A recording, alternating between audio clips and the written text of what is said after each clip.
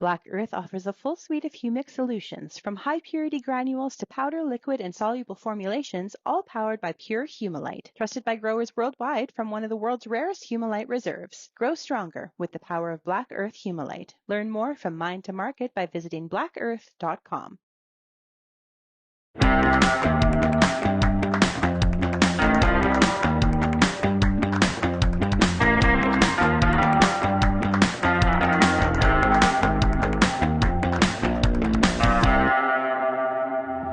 Our sponsors for the Agronomists are Profitable Practices, the Canola School, and RealAg Radio. RealAg Radio is Canada's only daily 1-hour agricultural radio show broadcast across North America on Rural Radio Channel 147, Sirius XM. Hosted by Sean Haney, the show airs weekdays, 4:30 Eastern, across Canada and the U.S., and is rebroadcast at 7 a.m. the next day. Listen live on Rural Radio 147, check it out at realagradio.com, or download the podcast wherever you get your audio.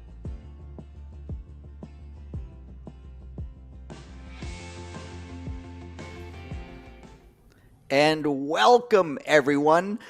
Peter Johnson at Wheat Pete, and I'm standing in tonight for Lindsay Smith. Unfortunately, Lindsay is unable to be the host of the Agronomists tonight, but I am stoked because we are doing the spot spray weed technology. And actually, there's a big discussion about we shouldn't really call it spot spray. It's really targeted broadcast is another way to put that, but it is the latest and greatest in spray technology, and I think can be a massive win, both from an economic standpoint, from a better weed control standpoint, but even more importantly, from an environmental standpoint. And so, I am just really over the moon to have our three guests tonight. By the way, Mark Davis asking if I'm feeling well, because said I sounded pretty hoarse on Agronomic Monday today. I hope I sound okay right now, because I think I'm okay, Mark. I don't think I have any funny disease. So with no further ado, let's bring in our panel guests tonight. We have Tom Wolf, we have Rodrigo Werle, and we also have Zaim Ugljic from both Zaim and Rodrigo from University of Wisconsin-Madison. Welcome to the show tonight. And so, Rodrigo, what are things like? Tell us what it's like and a little bit about yourself there in Wisconsin. Hi, Peter. Good evening, everyone. Thanks for having me here. I'm an extra guest here. I'm here to support my dear PhD student, Zaim. He's the expert as far as Wisconsin research goes on the topic we're going to be discussing here today. But things are looking really good. Our crops are taking off. We're done with post-emergence application in corn. Corn is growing really fast right now, so it's really enjoying the heat. Soybeans are starting to flower, so that means the end of a lot of our post-emergence herbicide applications here in our soybean crop, as far as some of the herbicides that we commonly use here in the state. But anyway, so my name is Rodrigo Werle. I'm the extension weed scientist at the University of Wisconsin-Madison. Our research group, we focus on management, particularly of herbicide-resistant weeds in corn and soybean cropping systems here in the upper Midwest. Yeah, cool. And so you're not only the See and Spray, the targeted broadcast, whatever. You are the weed control guy, and in particular weed resistance. And so, just before we move on to Zaim, what's the number one resistant weed in Wisconsin right now? Yeah, thanks, Peter. So you just said it all. We are not herbicide application technology specialists. We actually rely on Dr. Wolf for a lot of the work that we do. We're weed scientists, but as weed science, and that's just like you said in the initial remarks, as technologies are coming, they're coming our way. They're going to impact the way we control weeds, right? And we, as weed scientists, we want to make sure we're controlling the resistant weeds out there. So that's what led us to start doing this work with See and Spray. But before, we weren't focusing a whole lot on pesticide application technologies, but we started doing a lot more of that when Zaim joined us. And in this year alone, I would say about 30% of our research now involves See and Spray. So we're doing a lot of work on that. So it's been really great to be in this position. Yeah, awesome. So Zaim, tell us a little bit about your PhD thesis. Thank you, Peter, for having us. Thank you, Dr. Werle, for kind words. So, yes, my PhD work is all about targeted herbicide application technologies, how we call them here. And we designed several studies using one smart spray technology and testing machines green on green. And we also did some work with different nozzle type and the number of nozzles that Dr. Wolf pointed on his articles, and that kind of gave us some research ideas that kind of received very good audience across the United States and I would say globally as well. Awesome, cool. Really looking forward to learning about this. And of course, no stranger to most of us here is Dr. Tom Wolf from Agrimetrix. He is the guy when it comes to spray nozzles, Sprayer 101, Sprayers rather 101, and yeah, I don't know what's your latest role on Sprayers 101, Tom. Are you doing another video series? Are you going to be I'm trying to remember which character you were in Top Gun. I can't even think now. Yeah, that was fun. So yeah, Tom Wolf. I grew up on a grain farm in southern Manitoba, actually not far from where Jason Vogt is working. So same neck of the woods. Hi, Jason. And I'm a specialist in spraying, and I'm in Saskatoon. And I think in terms of Sprayers 101 content, Peter, we're really focusing on drones these days. To be quite honest with you, that's a big area of interest for a lot of farmers and for us as well from a scientific perspective. So that's what we're doing. And making headway.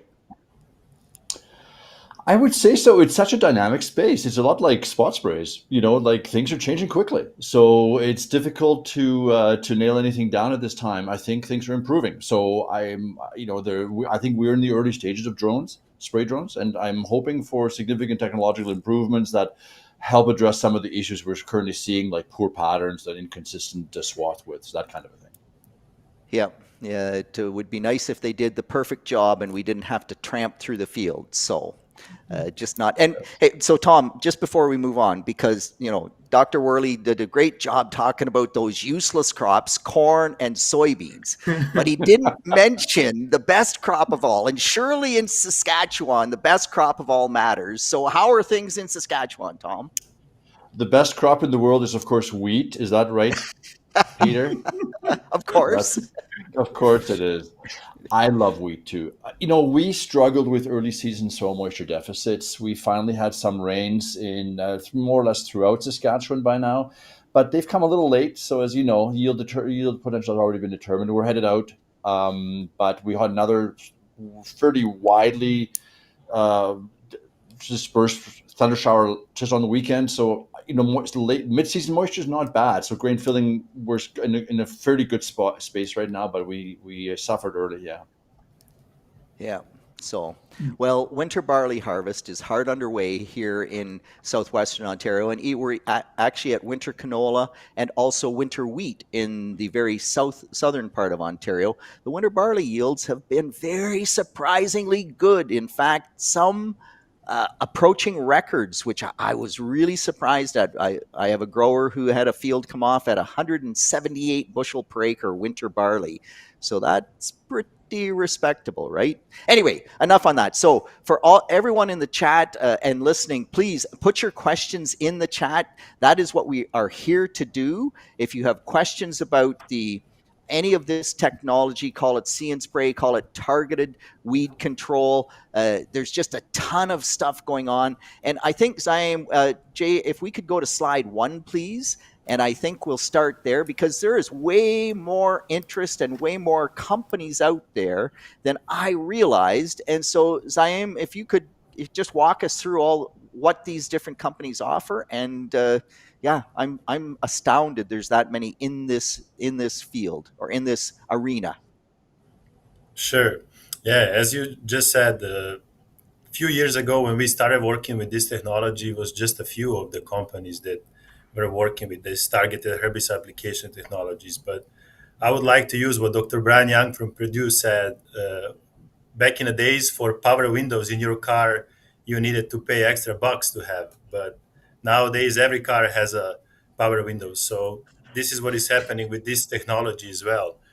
So I would just introduce to people that are not maybe familiar. These sprayers are actually sprayers as any other regular sprayers, just with few additions. They have cameras or sensors, and they're able to detect weeds in real time.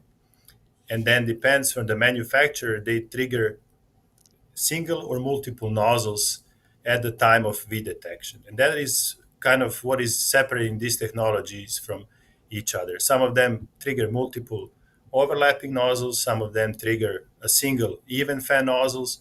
And as Dr. Wolf was pointing before, we also did some research about importance of boom height, because this technology is very sensitive to boom height. Because if you have a single nozzle and you have boom too high, then you're underdosing herbicide. If you have single nozzle and your boom is too low, then you're maybe overdosing herbicide. So for us as weed scientists, we want to make sure that we are delivering what is prescribed by label.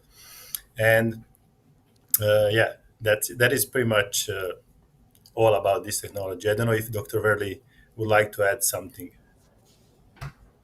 Yeah, no, this is really good explanation there, Zaim. I think Dr. Wolf is an expert on this area, and I would say targeted herbicide applications. The concept, the technologies have been around since the early '90s, right? And maybe later on I'll let Dr. Wolf explain. But what we have now is what we call green on green, right? So advancements in machine learning, in hardware, software, and so on, and artificial intelligence. Now we have the sprayers with these cameras, like you see in the pictures in front of you. And while the sprayer is traveling, these cameras are collecting images, and they can tell where the crop is, right? And then anything that's green in between that the system can pick, it will trigger a nozzle to apply. So this is what we refer to green on green, and that's primarily what you have in front of you here. These are a lot of the companies out there that are bringing green on green technologies to the market.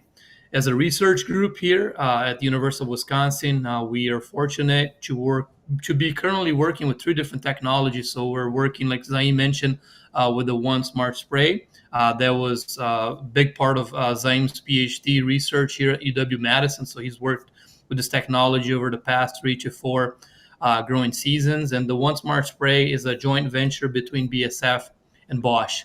And then more recently, now we have an agreement. We're also working with John Deere, the See and Spray technology. We actually have a 120-foot boom sprayer here at the University Farm, where we're doing extensive amount of work with this particular technology. And then lastly, we're looking at the Aura Ultra Precision Sprayer from Robotics, right? So that's the one on the bottom here of this table. The Aura Ultra Precision Sprayer has been normally or commonly used in specialty crops, a lot of use in onions, potatoes, and so on. We're trying to see if we can bring this technology to our corn and soybean market. So quite interesting as well. So again, you're traveling, you have cameras, the cameras detect the weeds, and then we only spray where the weeds are. So this is kind of what we are doing, the research that we are doing. Before I pass it on to Tom, I just want to say quickly 2 things. Peter, you asked me a question at the beginning. I just realized I didn't answer that question. You asked me, what is the main weed in Wisconsin? And the main weed here in Wisconsin currently is water hemp. So it's water hemp, or Amaranthus tuberculatus is the number 1 weed according to multiple surveys that we have done over the years. So corn and soybean growers are really struggling to control water hemp post-emergence in corn and soybeans. But we also have giant ragweed as a big problem here for us in the state of Wisconsin. So those are the 2 main weeds, I would say, that our research program, we focus extensively on. And then the other thing I want to say is, for Zaim and I, it's very special to be here, because I would say the main reason why we might be here this evening, why we're doing all this work with these companies, is because of the article that Dr. Wolf wrote a couple years back. We use that article as kind of a starting point for Zaim's research. So that article that he wrote has been instrumental, gave us a lot of ideas and has allowed us to continue to do work in that area and also collaborate now with multiple companies. So thank you so much, Tom. Tom was here last year for our Wisconsin CCA event, gave a phenomenal presentation. So it was also nice to meet in person and learn from him as well. So thank you so much, Tom, for all you've done for us. Okay, before Tom, you jump in here. I just so Dr. Werle, you said giant ragweed. Is it resistant to multiple herbicides? Yeah, that's a really good question. So it's very common around the state. We call it the Wisconsin wildflower because it's roadsides. You see it, few ditches. It's everywhere. But it has evolved resistance to glyphosate. It has evolved resistance to some of our ALS inhibitor herbicides. We have recently documented resistance to PPO inhibitor herbicides in non-GMO soybeans, which is a big problem, right? Because in non-GMO soybeans, our PPO inhibitors are the main option for post-emergence weed control. So that's a weed we're keeping a close eye on, and we have a couple populations with reduced response to mesotrione or Callisto for us here. So that's very, very concerning because that's a very important chemical for giant ragweed control, particularly in corn. Yeah, really. That's I don't want to hear that. That's scary as heck because we do have giant ragweed here in Ontario. And for those of you who don't know giant ragweed, it is just what it says. It's like common ragweed, but it grows on steroids. It just blows the doors off everything else. So really, really interesting. So Tom, jump in here and just what's your thought? Like, do all of these different technologies, I didn't count how many there, but there must be 10. Do they all utilize essentially the same mechanics, the same cameras? It's just it's a red one versus a green one, or are there significant differences? There's quite a few differences, Peter, and they are really, the first difference really is, are they green on green or green on brown? So the fundamental thing that they can do, the capabilities that they have. The green on green systems typically run on some kind of an RGB, red, green, blue based camera, but some cameras have additional hyperspectral capabilities. So they'll maybe look at more information, just shape of the weed, shape and color. But they typically will use an AI algorithm of some sort. So, like face detection, it's weed detection. On the green on brown side, which is much more prevalent in Western Canada, we're much more likely to see sensors that are maybe just chlorophyll detectors or green color detectors like NDVI. And that's for chlorophyll detection, that's weeded. Green color, NDVI, that's Trimble's Weed Seeker. Those are the two major ones, although weeded really has that market. And then John Deere with See and Spray Select, they do use an RGB camera for their green on brown. Now, having said that, all the green on green systems can do green on brown because they have that capability. You just decide what you want to be non-selective basically. It's typically though that the resolution of the weeds that you can see with a sensor really depends on that camera and the way that the software is set up. So there's a lot of concern about how small a weed can we really see, and I think that's a bit of a differentiating factor between some of these systems. And so answer the question, like they're differentiating, but all the I'm pretty sure Rodrigo would say that the best time to kill that weed is just when it's emerging, right? Can the cameras pick up that weed that is barely even cotyledon stage? Do we have that technology, or how big do they actually have to be? Well, we're finding out in the field that it does have to be a certain size. The typical benchmark that I'm hearing, and I'll ask Rodrigo and Zaim to weigh in on this. The smallest size we can realistically target is about a dime, a thumbnail, that kind of size. So we're possibly in one true leaf stage already, and for some of these weeds. Certainly some of the weeds we see here, like redwood pigweed, wild buckwheat, really small cotyledon stages, kochia. And so that is an issue. And so most of these sprayers have the capability of doing a broadcast spray. And they'll do a broadcast spray in the background across the entire boom width, but at a reduced rate. So they might be choosing, let's say, a third of the label rate that you're spot spraying. And then that way, the small weeds that are quite susceptible to even small doses of herbicide will be controlled, and then the spot sprays reserved for the larger sprays. I think that's a key concern. Of course, it reduces, I guess, the potential savings, and that is what people are. I think we're learning as we go here. Yeah. So Zaim, any Yeah, I would comments? like, Jump in. Yeah. yes, I would like to add. So as Dr. Wolf said, depending on the technology and the camera system, they can detect from, I would say, 5 millimeters. You guys are in metric system. So 5 millimeters, and usually what we try to spray is about 2 to 4 inches, or like between, I would say, 5 and 10 centimeters weeds. This is what is prescribed by label. So we would follow that for our targeted application as well. Yeah. Interesting. We're complementing what has been said. I've been impressed by the ability of the systems to detect weeds. Okay, we are doing a lot of hit tests with various technologies, and it looks pretty good, with the caveat that you're not traveling too fast. You need to be strategic with the travel speed. I believe a question has been asked: how fast can you travel? And I think that varies tremendously from technology to technology. The eco robotics technology, for instance, we're limited at 4.5 miles per hour. However, the see and spray technology, we're limited at 15 miles per hour. Okay, and we don't want folks to exceed that maximum travel speed, because their systems are all designed for optimum performance. If you're going faster, the systems cannot process those images fast enough to detect. And then what they do, they fall back to broadcast mode. So because we don't want to be missing weeds, right? So then we just go back to broadcast. So if we're traveling at decent speeds, not going too fast, the systems can detect very, very small weed.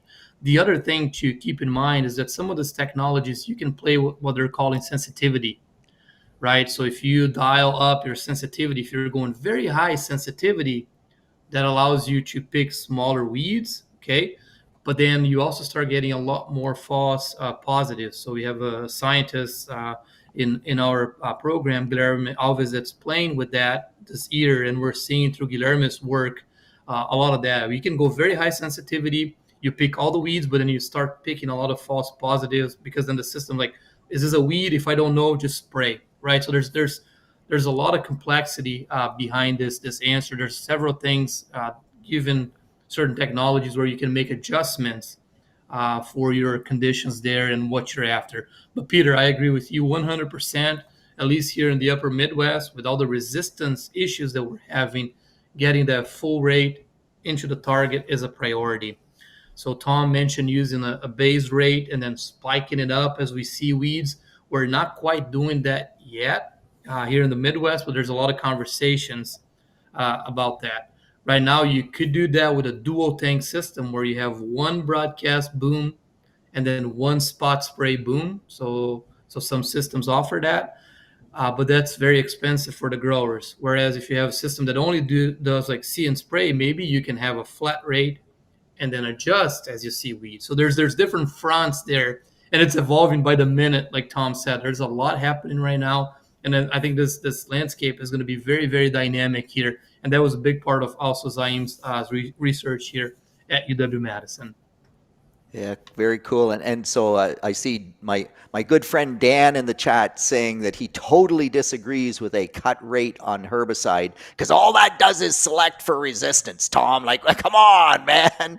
But and so it is something that you have to look at. And the other part of that thought process that we've discussed is, so the weed has to be the size of a dime, and water hemp is one of your main weeds. And by the time a water hemp plant is the size of a dime, it can have multiple growing points. And so you need a good rate and good coverage in order to kill that weed. So a lots of thought process here. We're going to just take a quick break. We're going to go to our first read.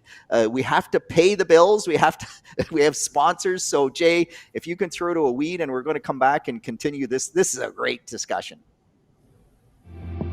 Our show sponsors tonight are RealAg Radio, Profitable Practices, and the Canola School.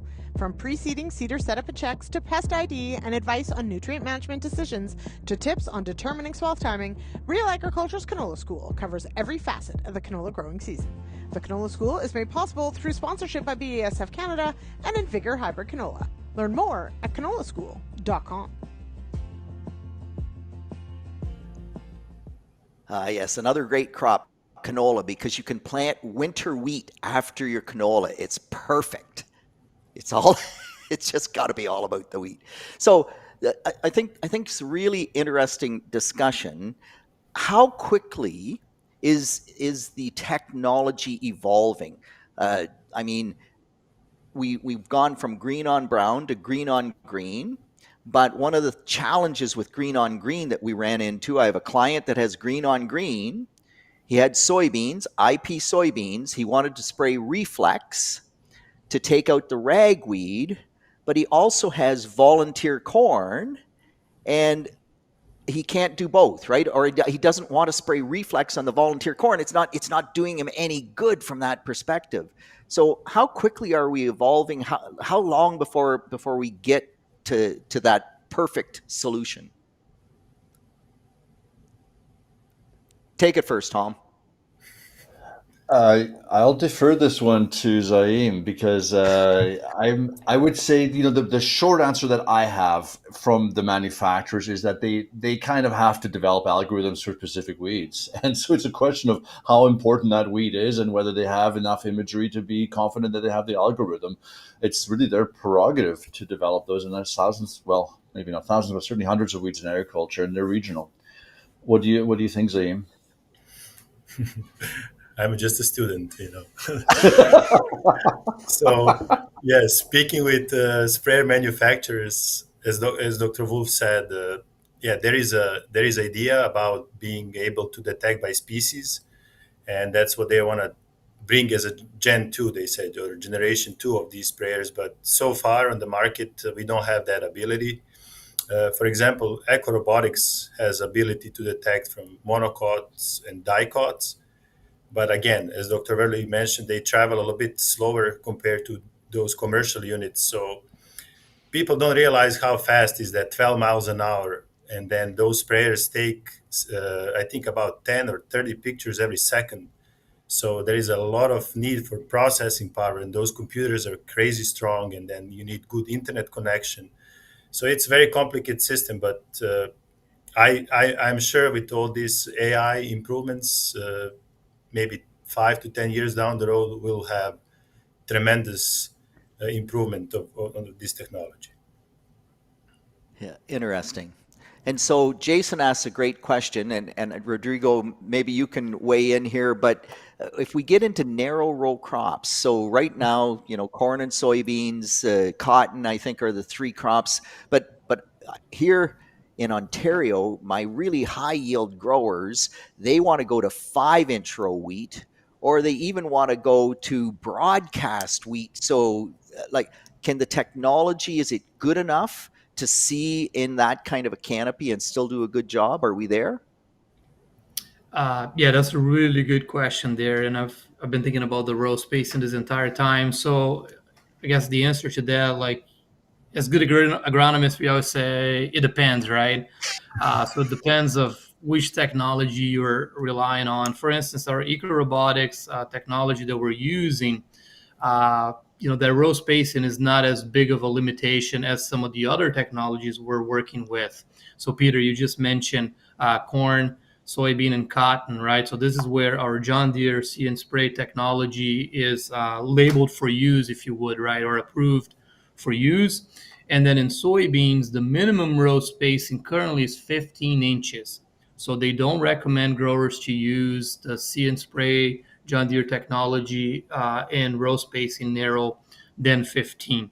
Okay, we are doing extensive large-scale experiments, and the challenge there with the 15-inch or anything that's narrower than that is that the canopy closes really fast.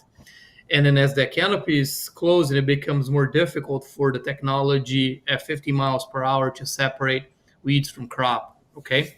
So in an ideal world right now, this 30-inch row space in the corn and soybeans that we work with here in the upper Midwest and most of the Midwest is kind of ideal for this. You have the V3, V4 crop stage. The crop is not too big yet, and then anything that's in between your rows is relatively easy for the systems to detect and spray. Okay, are we ever going to get to that point where let's say you have your winter wheat or 7.5, 10 inches, or even narrower than that? Are we going to get to that point? I do think we will. The demand is out there, and these technologies will continue to evolve. So I think we will get there at some point. But right now, the main large scale sprayers that we're seeing is primarily focused. I think they work very well for 30-inch row systems here, according to our experience. Yeah, what I'm seeing here is that, the row crops have been the easiest in which to implement these detection systems, because really what you can do with a row crop is you can detect the row and you can say, okay, I don't really care what that is, but I know it's a row, so it's probably a crop, and everything in between can be actually then more or less green on brown. You actually don't need a specific weed algorithm. So I think different companies will do different things there. As we get to the Western Canadian situation, small grain situation, oilseeds pulses, that's now going to be really challenging, right? Now you have to have an algorithm that says, I need to differentiate based on physical features what these are, and have to do it at speed. And we are simply not there. Like John Deere is not selling a See and Spray Ultimate outside of corn and soybean country and cotton country, I guess, in the US, but certainly not in Saskatchewan, where I am, and certainly not in most parts of Alberta. I hear there's a couple of them in southern Alberta, certainly selling in Manitoba and Ontario. There's other systems, though, that are doing small grains work. One of those is bilberry. And so that is available on the Agrifax sprayer, and they were, of course, bought by Trimble. And another one that's coming in 2026 is a company called Carbon Bee, quite strong in the Southern Hemisphere. So they are, I think, currently selling in South Africa quite a lot, and they've just moved to Australia. They're focusing on our crops, and maybe even our weeds. I don't know yet. We'll see what they can do in this market in the narrow row spacings. But I think, there's enthusiasm. Like, I'm enthusiastic. I have to admit, I'm super enthusiastic about this. I want this to work. But I also have to recognize that the threshold for performance that is acceptable to our farmers is about 97% removal of weeds. Why?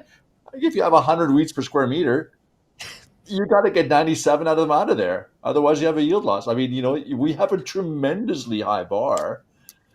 And they're going to have to recognize that. So I sometimes find, like there's these startups that say, hey, we can find weeds in crops. I said, well, how successful are you? Well, we're at 85%. I said, good for you.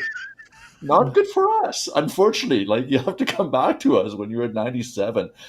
We're a tough crowd to please. Like a couple of weeds per square meter, that's a failure for us. Sorry. Now they have to meet that standard. And I hope they persevere. I think many of these companies are small and may not have resources. Not all of them are John Deere. And I hope they persevere and figure this out. Yeah, two ragweed plants per square meter in IP soybeans is a disaster, okay? It's just a disaster. So Zaim, how successful have you been in your trials? Do the weeds hide underneath the corn leaves? Do we miss those weeds? Do we hit Tom's target of 97%? By the way, I am a zero weed tolerance level, man. It's not 97 for wheat, Pete. It's 99.9%. Do we get there, or how good is the current technology? As Dr. Werle said, as a good agronomist, you just answer it depends. Right? So I would tell you that we did have comparable weed control to broadcast systems, but there is a trick. So we did studies for my PhD where we were looking at two different application timings for our soybean crop. Okay, so we had soybeans at V2 growth stage, and then we had soybeans at V4 growth stage, which is something that these companies are recommending to try to go early in the season. And then if you ask why, it's obvious, less growth of beans or crop, so cameras can see more in those rows. And then when we went earlier in the season, we were able to maximize potential of this technology because cameras could see much more than, for example, just the V4 growth stage, which is still earlier in the season, but they had enough of the biomass to cover some of those weeds that you just mentioned in a row or very narrow or very close to the plants in a row. So with that, even broadcast application struggles. So I think we are a little bit too critical to spot spraying technology because they cannot detect that. But from the studies that my colleague Nicola in our group conducted, we could see that even applying broadcast in tall weeds, the smaller weed is covered by the taller weed, we are not delivering almost anything. So I think we need to understand that too before we start judging spray manufacturers for not, like Dr. Wolf said, not delivering 100% of heat target. So I think that's the big challenge for any type of application. But if I can add to that a little bit, when I visited you guys in Wisconsin, I learned about your research, Rodrigo, on using residuals in conjunction with spot sprays. So Peter, what Rodrigo, and he will explain, but what he's really doing is using a residual treatment that can set up the success of a spot spray, right? By sort of taking some of the heat off, so you don't have you can just select a few weeds. And maybe Rodrigo, you explain what you found there. I found that really compelling. I mean, did you bring some slides of that stuff, or? I think we have the slide number. It's the last slide, number 6, Yeah, I believe. five. Five. Sorry. Yeah. Oh no, it is number 6. One. Yeah. You can do both. This one, and then we can go to another one. Dr. Werle, maybe you can give a better explanation. No, I'm not gonna steal your thunder. And Okay. just so you all know, you all are the first ones to see this. So Zaim just prepared this. We just finished collecting this data here, and I'll let Zaim explain. But before he goes there, like we've been recommending pre-emergent herbicides for corn and soybeans for many years, right? And because of resistance, now we have a lot of farmers that are adopting pre-emergent herbicides. But just adopting pre-emergent herbicides is not enough.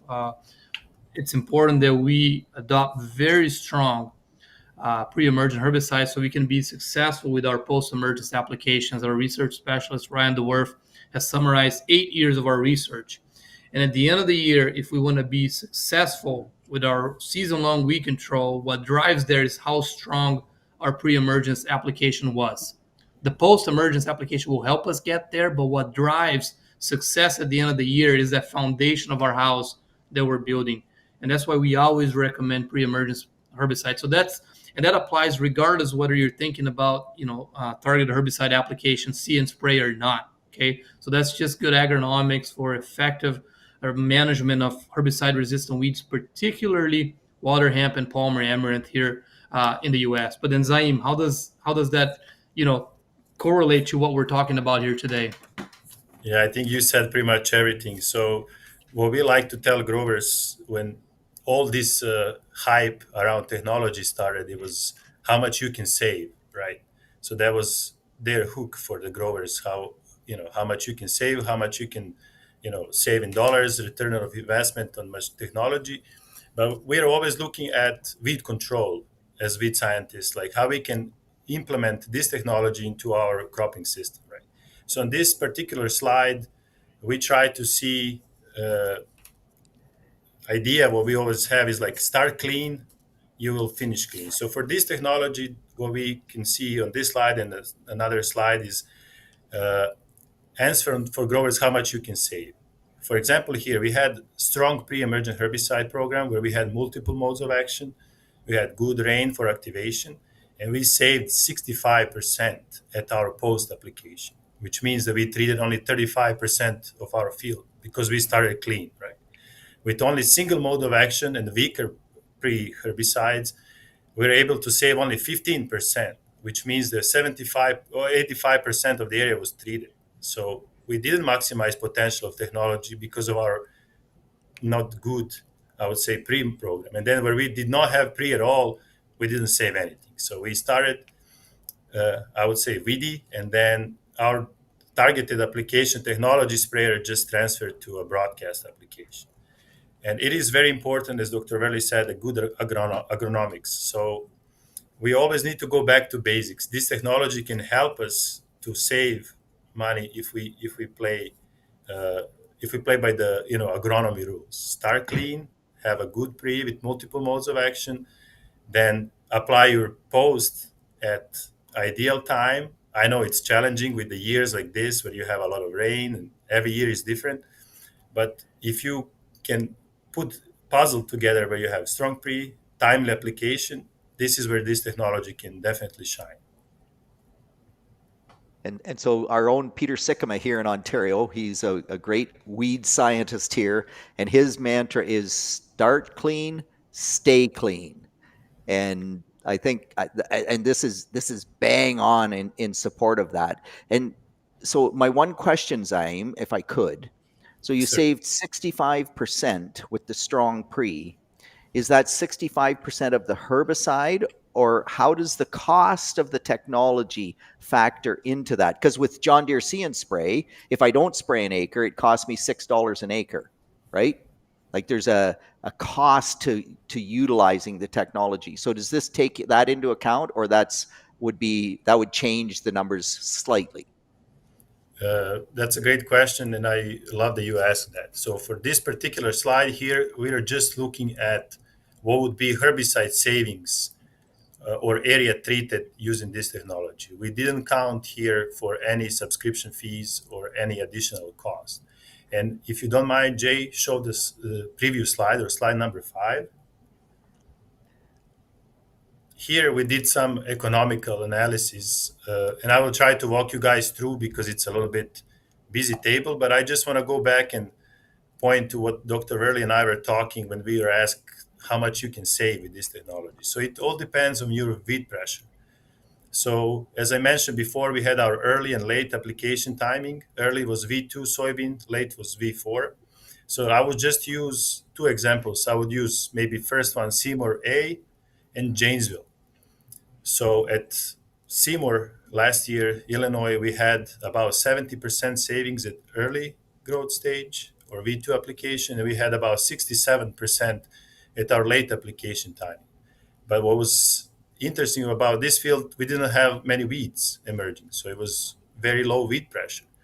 And then total cost of our herbicide program, which was glufosinate or Liberty and Roundup or glyphosate, it was about $13.6 a hectare for Liberty and $6.9 per hectare for Roundup. And then we had AMS here for our hard water. So total cost of application was about $22.6 a hectare. But with this technology, at early, we had only $6.8 or $7.5 for late application timing. But then if we look at Janesville location, where we had about 100 plus water hemp plants per square meter, we didn't save anything, or we saved about 50 cents per hectare, which is not good enough to justify investment of this technology. And I would just like to say something that Dr. Werle likes to say on his extension talks. If you have intermediate or low weed pressure and you have expensive herbicide program, that can justify the savings. In this case, Liberty and Roundup were very affordable in the years when we are doing this research. And for this, I think it wasn't justifying to pay the subscription fee. But if you have stronger or more robust post program with multiple modes of action and expensive chemistry, then I think it's worth it trying some of these spots technologies. Yeah. As Jason and Rob are putting in the chat, this is incredible data, Zaim, and we're really excited to see it. I can tell you're going to get a lot of speaking requests here in Canada based on this. I want to be first in line, okay? Yeah, if you guys are around, I'll be next week in Toronto giving a talk at the American Society of Biosystem Engineering meeting. So I would love to grab a coffee with you guys and chit chat. Yeah, I'm not sure I'll be there, but some of us might make the trip just so we can do that. But Mark, I'm afraid with your weed pressure that Mark has lots of hog manure, and with lots of hog manure typically comes lots of weed pressure. So this may not just work out, Mark, the way that you would like it to. Okay, we're going to take a quick read here again. Go to our sponsors, and we'll come back for the last segment. But yeah, very, very cool stuff. Thank you. Shout out to our show sponsors, the Canola School, RealAg Radio, and Profitable Practices. Profitable Practices is a video series featuring Canadian producers who are adopting farm practices to have a positive impact on profit, people, and the planet. Profitable Practices is made possible by support from Farm Credit Canada and RBC Royal Bank.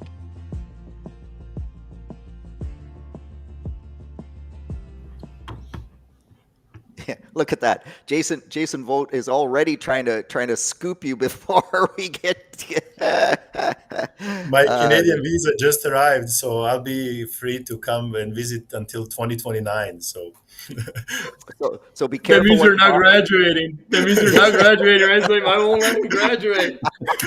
3 more years of contract, right? We're very proud of his work. So no doubt, it's such cool stuff. Okay, so just let's go, because I do think that you have some really cool stuff on nozzle selection, Zaim. So producer Jay, can you maybe go to slide 2? And you mentioned this earlier in terms of boom height and over application and under application. Just walk us through this, because this probably plays whether you're see and spray or not to a certain extent when you get that boom going, wah, wah, wah across the field. Yeah, I feel a little bit nervous here, talking about this in front of Dr. Wolf. But I just want to, give him a huge credit for putting these things together because it helped us a lot. So as I mentioned at the beginning, different manufacturers have different approach about what nozzle type should be used for this technology. And then going back to the savings point, activating only a single even flat fan nozzle can save you more herbicides than activating multiple overlapping or tapered nozzles. And that's where technology or manufacturers try to maximize their savings potential. So, for example, here with this TP nozzle, it's even fan nozzle, and it's delivering the even pattern across the spray width. And these nozzles were made back in the days for spraying on the top of the crop, applying some fungicide, insecticides, and products like that. So the idea of using even nozzles is to deliver between rows, and maybe this nozzle can cover, depends on nozzle space, but you have a single or two nozzles that cover the row spacing of the crop in green on green technology. So this way you can trigger only a one nozzle and track and spray half of the row compared to overlapping nozzles that activates at least two or multiple nozzles, such as John Deere's See and Spray technology. It's a little bit confusing probably, but I will try to make it more simple in the next few sentences. So for even nozzles, as Dr. Wolf said, they are very sensitive to boom height. So to be able to deliver label rate or 1x rate of herbicides, your boom must be steady across the whole field. And then growers know that best, that it's impossible to have boom stable across the field, especially in some hilly areas or hit the bump driving the sprayer across the field. And then what we heard from manufacturers, the boom sway, how they call the term of vertical sprayer movement, is about 10 inches or 25 centimeters. And that's something that is very concerning looking at even nozzle situation. And then at this ideal height of 53 centimeters for the nozzle that we had, TP, we were delivering or slightly overdosing. But let's say that was a 1x rate of herbicides. But if we simulate that 10 inches boom height increase across the field, we are actually underdosing 12%. And that is something very concerning from weed science standpoint. But then if we look at the overlapping nozzles, here is just, for example, a single nozzle activation, and these nozzles should never be activated as a single nozzle. They need at least two to provide that overlap that is required. We are underdosing 45% with a single nozzle, and then 62% underdosing on the higher boom height. But again, those nozzles should always be triggered as 2 or more. And See and Spray technology by John Deere, they trigger 2 or more nozzles depending on the boom height. So they have a sensor, they track the boom height across the field, and depends on the boom height, sprayer activates multiple nozzles. Could be 4, 6, depends on the how much boom went up from the target. And so in your research then, Zaim, how accurate was that John Deere See and Spray activating multiple nozzles in and sensing boom height? I mean, that's cool. If they can sense boom height, how is it that they can't keep the boom that 53 centimeters off the target, for crying out loud? But okay. But yeah, in my defense, I did not work with John Deere See and Spray. My research, particularly for this work, was done by a sophisticated hand boom sprayer mounted on a bicycle wheel. I don't have a picture here to show you guys, but I can share with you and Dr. Wolf later. So we were simulating targeted application technology using a bicycle wheel where we just had like single or 3 nozzles on 15 inches nozzle spacing. And if you go to slide number 3, this is where we showed that at no wind scenario, where we established study in a closed shed using a shop fan as our wind source. We call that Redneck Wind Tunnel or Visquid's Innovation Hub. So we could see that 3 nozzles, so green represents 3 nozzles. So whenever we had 3 nozzles at low or high boom height, so low is 53 centimeters, high 76, we provided greater spray coverage compared to any single nozzle activation. And then here I would like to point this 1 TP nozzle at low boom height that is ideal height for that nozzle. So we had about 51% of spray coverage. Okay, so I would just like you guys to look again and pay attention on the 51 and here 64 or 61. And then I would like Jay to go to slide number 4, please. And this is what happened when you have about 6 miles an hour wind, or about 10 to 11 kilometers per hour, which is still labeled like very mild wind. And, this is something that you would beg for during the spraying season to have. So we had about 30% reduction of our spray coverage. And then unfortunately, I don't have a weed control slide because we were limited here, a number of slides, but it kind of correlated to weed control as well. Wherever we had better spray coverage, we had greater weed control and vice versa. And so I've listened to Dr. Wolf enough times that my immediate question is, what size droplet were you using in this study? Did you have a medium droplet? Did you have a coarse droplet? Was this an ultra fine droplet? Because that makes a huge difference in your drift, right? It does. I agree. That's a great question. So for this research, we had fine droplets. So we just wanted to do proof of concept and really challenge this technology and see worst case scenario, like where we can have the most of coverage when we don't have wind, and then what happens with all those fine droplets when we have, I would say, that mild wind for application. And then we were very shocked and excited at the same time about results that we got. Yeah, that is fascinating. So Tom, if we moved it up to a medium droplet, how much would that change it? Because that's very concerning. If I'm going to use See and Spray and I've got a mild wind at 10 mile an hour or 16 kilometers an hour, to whichever way you'd like to call it, if that's going to move that spray pattern and I miss that weed, then that's not exactly where I want to be. That's exactly right, Peter. And the research that Zaim did really shows that the overlapping mode, as it's often called, that it turns on adjacent nozzles is incredibly important insurance, because we usually have a side wind in modern spraying. In preparation for tonight, I called some John Deere dealers in the area and just said, what are your customers doing with See & Spray Select, which is their version of green on brown? So estimates are that there's approximately 100 to 150 units in 2 prairie provinces where pre-seed burn-off is so prevalent of See & Spray Select. There's about 30 weeded units running in the same area.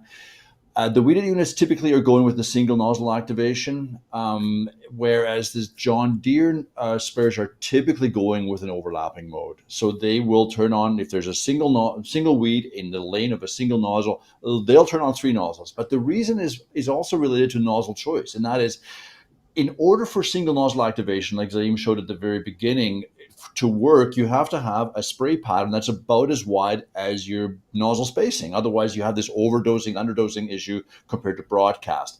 And by going to broadcast, you eliminate that. So really what you're doing is you're turning on a mini broadcast boom, and then you can use a wider fan angle nozzle, which is the only type that's unfortunately currently widely available in the John Deere inventory. And that's the system. So the customers are trying it out. They want to be successful with weed control. They want to minimize some of the effects that you mentioned. They want to make do with the nozzles that are currently available. And they're proving it to themselves and learning as they go, to be honest with you. Early adopters, right? But ultimately, they are leaving some savings on the table. And in order for them to correct that, we're going to have stable booms, narrower fan angles, and probably coarser sprays to minimize the offset.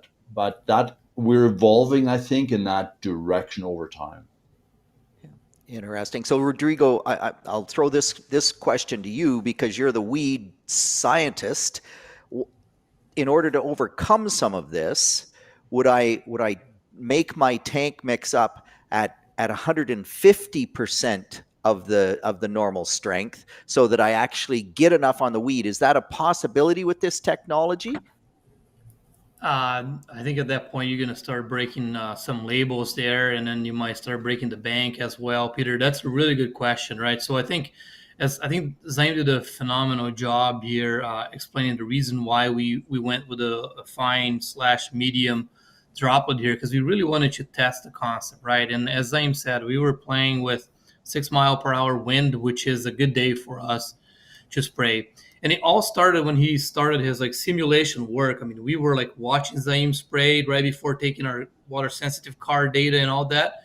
And every time a gust would come, it would move that spray pattern. And it really bothered us. So that's why we decided to take it on to the shop and start evaluating. Because when it moved, the system detected the weed. I had the right chemistry. Whose fault is that, right? If I start missing weeds. And then this is something, as a weed scientist, I really wanted to help get the message out, because if we're not paying close attention, if we're just thinking about savings, if we're only thinking about triggering minimum amount of nozzles possible out there, I think we might make the resistance problems worse down the road. Okay, so that's why I really like this idea of multiple nozzle activation. At the end of the day, that's what Zaim's research is telling us, is multiple nozzle activation is very important. I don't think we're quite ready for full-on single nozzle activation right now.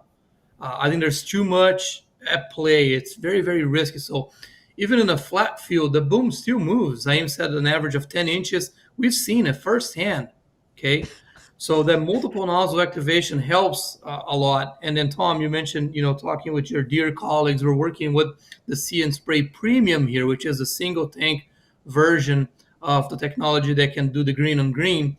And we spent a lot of time on that cab this summer here doing research. And it's fascinating because John Deere knows this, and then there's a buffer that you can activate. If it's a windy condition, not only you have multiple nozzles being activated, but you can push a button on the cab where you ask for an additional buffer if you're spraying a little windier condition. So it's fascinating that as an industry, we're all concerned about that, and we're starting to talk about this, right?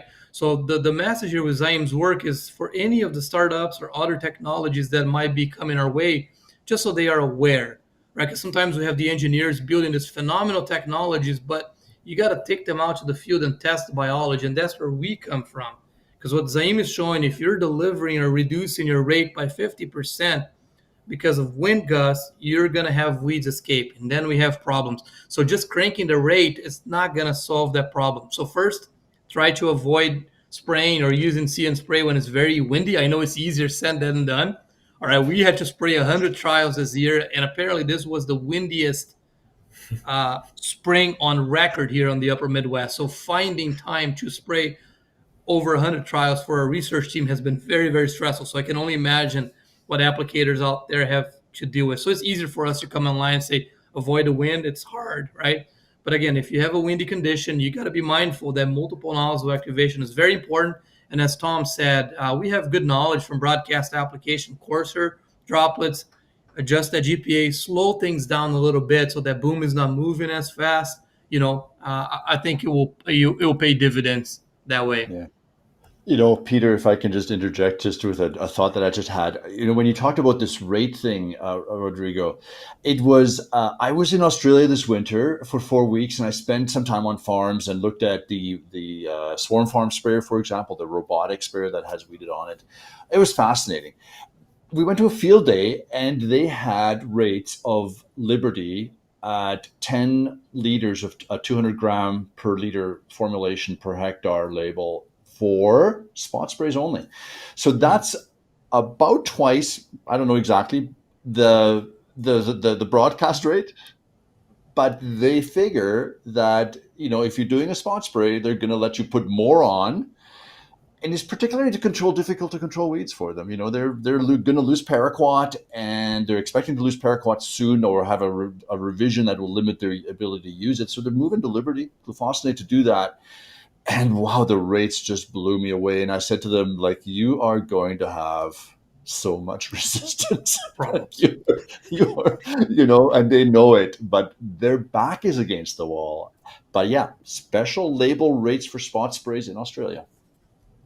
Tom, I think, when you came here and you've said this, we think about the savings as a way of, bringing more income or revenue to the farm, right? But instead of pocketing it, is reinvesting in your program. And this is kind of where we're going as a weed science research program. What we're looking at, instead of just jacking up the rate of a single product, because we know using a single product is only going to create more problems. And what we're learning is, effective mixtures can really help us with resistance management. So we are doing extensive work looking at what chemicals go well together. Okay, perhaps we cannot afford spraying that broadcast either because they might be either too expensive or they may cause all the crop response. But if we're only spot spraying or target applying, if we're not going to be treating 100% of our area, are there potential two-way mixes there that can yield really good weed control? That's part of Zaim's research. We want to see, Zaim has done some fascinating work trying to understand how much stress can our corn and soybean take from a spot spraying, something that's non-selective, before we start losing yield. So he's doing some phenomenal work on that. And on the other front, in the field and also in the greenhouse, we're looking at these combinations that work incredibly well. And there might be some older chemicals that we kind of have put away because, by themselves, they're not working quite well.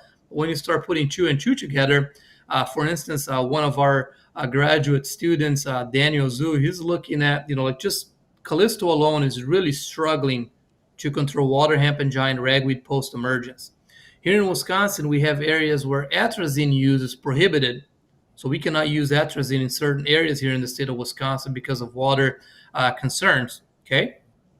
So, but we also know in the weed science literature that Callisto HPPD inhibitor goes very well, and there's a synergistic interaction with a PS2 inhibitor, right? So even if you think about some of the small grains, we mix HPPDs, group 27 and group 5 or 6, and they work quite well. So we just like Moxie, for instance, or bromoxynil, we haven't used bromoxynil in corn for years. This year, because of some of the work that Danny is doing, we're learning that if you put Callisto with bromoxynil together, they work incredibly well. So again, it's just like maybe we wouldn't do this all broadcast, but there are certain combinations out there that might work well in this context here that may long-term help us. I would never say stop resistance because you can't, but perhaps postpone it a little more while you also try to bring other integrated management strategies here for your operation.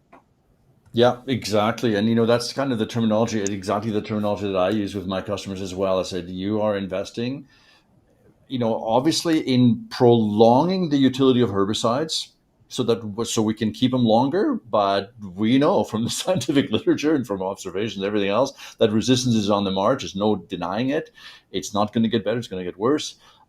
New modes of action are not likely to be the saviors, so we are going to have to get creative, right? And that's why I talked about this investment idea, and like saying, like, the savings, invest them in maybe in alternatives. I just bought a book on cover cropping. I want to learn more about cover cropping. I want to learn more about intercropping. I want to learn more about cultural weed control, because I think we're going to rely on those legs of the stool a little more in the future, and best start now.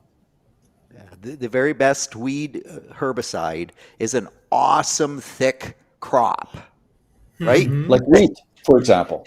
Exactly. Exactly, like wheat. And that's actually why wheat tends to have the least yield loss under weed pressure, because it's more competitive. You're putting it closer. There's more plants. All of those things. This has just been a phenomenal evening. We are out of time. Zaim, thank you so much for bringing that data. Your email is going to light up with speaking requests. Rodrigo, yours will as well, because man, this stuff with the bromoxynil and the callisto, that is an agronomist session all by itself without the targeted herbicide application side of things. So that very, very cool stuff. And as always, Tom Wolf, just the master of all things spraying. Really, really honored to have all three of you here. So with that, thanks to everyone who joined. It was an awesome evening. You have more questions? Send them our way. No, Jason, wheat is not poverty grass. It's profitable grass. Come on, people. Thanks so much, everybody. Great evening. We'll be back next week with another agronomist. Thanks very much. Thank you for having us.